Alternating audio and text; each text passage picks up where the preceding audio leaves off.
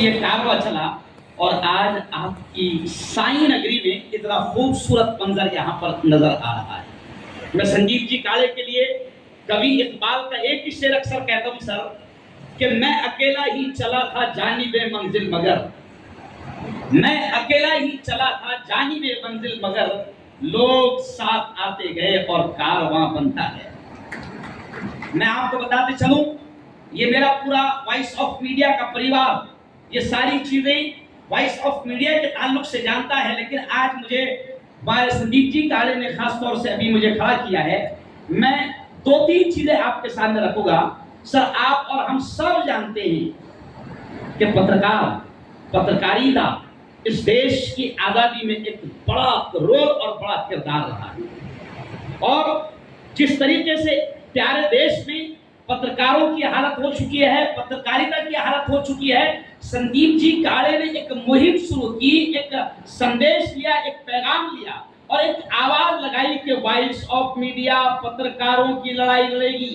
पत्रकारों की सुरक्षा की लड़ाई लड़ेगी। और आज हमें खुशी है कि ये इतना बड़ा कारवां इसलिए साथ में चल रहा है और जुड़ चुका है कि संदीप जी काले पत्रकारों की सुरक्षा के लिए बेहतरीन अंदाज में काम कर रहे हैं,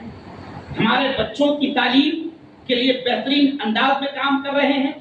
कहीं पर भी अगर देश में किसी भी तरह का अगर पत्रकार पर कोई भी किसी भी किस्म का अत्याचार या जुल्म होता है तो संदीप जी काले की मजबूत आवाज आज हमारे साथ खड़े रहती है। यही वजह है कि आज हजारों की संख्या में आज हमारे पास में आज वॉइस ऑफ मीडिया के ये कारकुनान जमा है। और मुझे कहते हुए सर खुशी हो रही है कि 3.5 साल इतनी कम मुद्दत, आज से 3.5 साल पहले संदीप सर 3.5 साल पहले सर हम कहा करते थे कि हमारा ये कारवां 27,000 मेंबर साथ ले चुका है, और 3.5 साल के बाद हम बड़े गर्व और फख्र से आज ये कह रहे हैं कि अब हमारा ये पत्रकारों का कारवां वॉइस ऑफ मीडिया की ये टीम पूरे देश नहीं, सिर्फ प्यारे मुल्क भारत नहीं बल्कि पूरी दुनिया में आज 4 लाख पत्रकार हमारे साथ जुड़ चुके हैं। और अब वॉइस ऑफ मीडिया, मुझे कहते हुए खुशी महसूस हो रही है कि वॉइस ऑफ मीडिया, पहले हम कहते थे कि ये भारत के पत्रकारों की एक मजबूत आवाज है, लेकिन आज हम कहते हैं कि हम नेपाल भी पहुंच गए हैं, हम अमेरिका भी पहुंच गए हैं, हम फ्रांस भी पहुंच गए हैं, हम पेरिस भी पहुंच गए हैं, और दुनिया के कई देशों में आज वॉइस ऑफ मीडिया मजबूती के साथ अपना कदम रख चुकी है।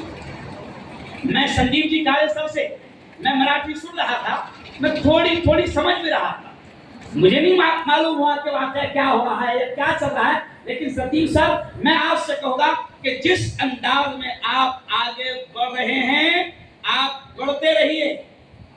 और तकलीफें हमेशा काम करने वालों को आती है, घर में बैठने वालों को नहीं आती है। तकलीफें हमेशा काम करने वालों को आती है, घर में बैठने वालों को नहीं आती है। संदीप सर मैं एक मुस्लिम धर्मगुरु भी हूं, लेकिन मैं इस शख्स के साथ में सर इसलिए जुड़ा हूं कि मैंने इस शख्स को बहुत करीब से देखा है कि ये शख्स पत्रकारों की लड़ाई के लिए और पत्रकारों की सुरक्षा के लिए और वॉइस ऑफ मीडिया को जिंदा रखने के लिए इस शख्स ने अपना प्राइवेट अपना फंड खुद से खर्च किया है और शुरू में इस तरीके से इस शमा को जलाया है। अल्लामा इकबाल ने कहा था, और मुझे खुशी है इस बात की सर ये भी है कि हमारे बड़े यहाँ पर मुझे मौजूद है, मुझे खुशी इस बात की सर ये भी है कि वॉइस ऑफ मीडिया ये देश की एक ऐसी संगठन है कि जिन्होंने जुमलेबाजी नहीं बल्कि मैं बड़े प्यारे मोहब्बत के अंदाज में कहता हूं कि इन्होंने सबको साथ लेकर काम किया। और आज मुझे फख्र है कि मुस्लिम धर्मगुरु को इन्होंने उर्दू विंग का राष्ट्रीय अध्यक्ष बनाकर हमारे उर्दू पत्रकारों को साथ लिया। मैं चाहूंगा मेरे जितने पत्रकार बंधु आए हैं और उर्दू विंग के जितने भी साथी आए हैं, जोरदार ताली आप एक बार संदीप जी काले के लिए आप दिलाएं।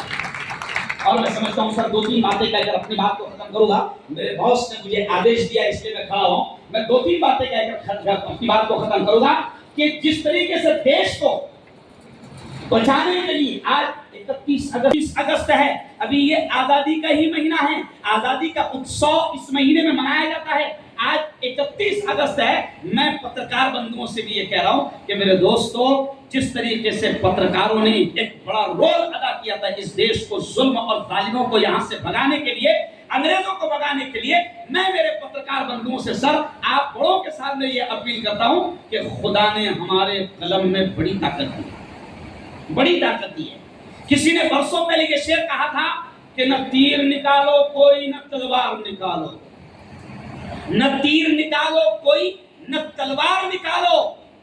दुश्मन है मुकाबिल तो फिर अखबार निकालो।